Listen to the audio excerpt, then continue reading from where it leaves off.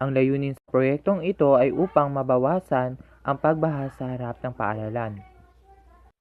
Mapanatili ang kalinisan sa mga pagkaing ibinebenta. Masolusyonan ang traffic pag bumabaha. Makamit ang kalinisan na kapaligiran para sa mga mag-aaral.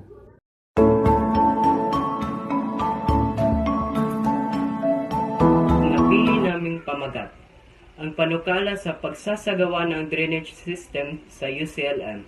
Dahil sa nakaraang mga taon, ang UCLM ay nakakaranas ng mga problema sa landas dahil sa pagbaha. Sa pagbuo ng isang mahusay na sistema ng drainage, hindi lamang ito makakabigay ng mga mag-aaral na magkaroon ng isang mas ligtas at kapani-paniwalaang daanan na pupunta sa loob ng campus. Ngunit para din ito sa mga lokal na tao na naglalakad at nakatira doon. Ang University of Cebu, Lapu-Lapu at Mandaue ay may libo-libong mag-aaral. Sa makatuwid, ang paaralan ay madaling kapitan ng pagbaha. Ang sistema ng kanal nito ay hindi malinaw sa kadahilan ng ito ay pag-aari ng gobyerno at hindi maaaring galawin o ipasaayos kapag walang pahintulot. Sa pagbaha, nasa peligro ang kalusugan ng mga mag-aaral. Mamamansahan ang mga sobrang puting uniforme ng mga mag-aaral na marino at ang mga pagkaing ipinagbibili ng mga nagtitinda ay mailalantad sa mga maruruming microbes sa pamamagitan ng singaw na tubig o sa hinding sinasadyang pagtalsik.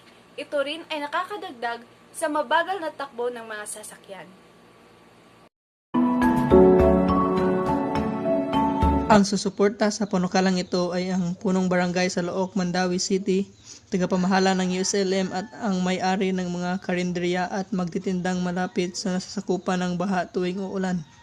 Masasabi naming ang punong barangay at tagapamahala ng USLM ay tutulong sa panukalang ito na madagdagan at mapalapad ang drainage system dahil sila ang mas makikinabang kung ito ay gagana at epektibo sa lugar na nasasakupan ng baha.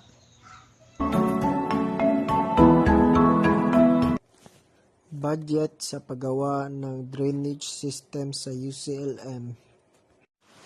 Mga materials sa paggawa ng drainage system sa UCLM ay strainer, scrap metal at welding.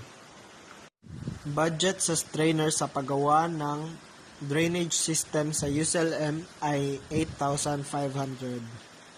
Budget sa scrap metal sa paggawa ng drainage system sa UCLM ay 10,000. Budget sa pag-welding ng drainage system sa UCLM ay 5,000. Karagdagang gastusin, 4,500. Karapat-dapat aprubahan ng aming panukalang proyekto sapagkat nangangailangan ang University of Cebu, Lapu-Lapu and Mandaue na maayos at malinis sa drainage system. Kapag nagkaroon ng malakas sa pag-ulan, hindi maiiwasan na bumaha sa labas ng University of Cebu, Lapu-Lapu and Mandaue. Maraming naaapektuhan dahil sa pagbaha.